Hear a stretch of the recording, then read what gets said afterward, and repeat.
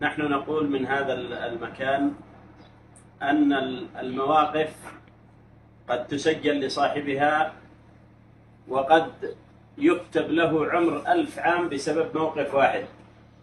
فالموقف الذي حصل من الشيخ حمد بن راشد بن فدغم الحزمي هو موقف يذكرنا بأولئك الرجال الأوائل. ونحن نقول من هذا المكان أنه كم من جندي على هذه الأرض وعلى هذا الوطن يسجل مواقف ولا ينتبه له، ولكن هذا الموقف يعمر هذا الوطن آلاف السنين بسبب موقف واحد.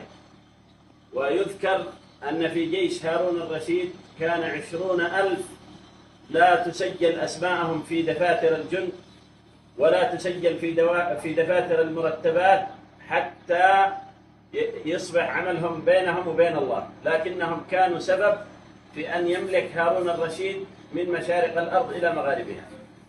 ويذكر أيضا عن السائب الأقرع أنه لما نعى إلى عمر بن الخطاب شهداء نهاوند جاء إلى عمر وذكر له وقال له فلان وفلان وفلان وفلان هؤلاء الشهداء، وهناك من الذين لم تذكر أسماءهم. فبكى عمر بن الخطاب وقال لم يعرفهم عمر ولكن الله يعرفهم. فهذه المواقف هي التي تخلد.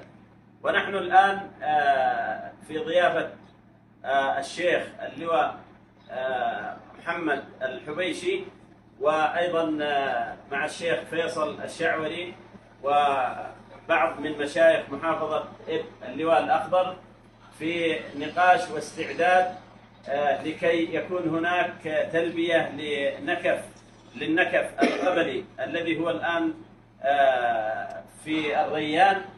وأنا أذكر الشيخ فيصل ومن معه بذلك الموقف الذي حصل في عام 2015 في شهر 8، وذكرته في بعض أبيات الزامل فقلت جيت فيصل وفيصل في بلاد الشعاوذ، جيت فيصل وفيصل في بلاد الشعاوذ حيث من الكبرياء الأزرق يموت التراب.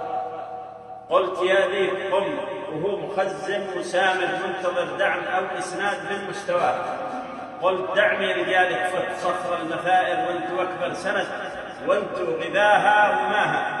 قبلكم قد حميد اسند بخافي وظاهر لخبط اوراقهم لا فجرها من عشاها.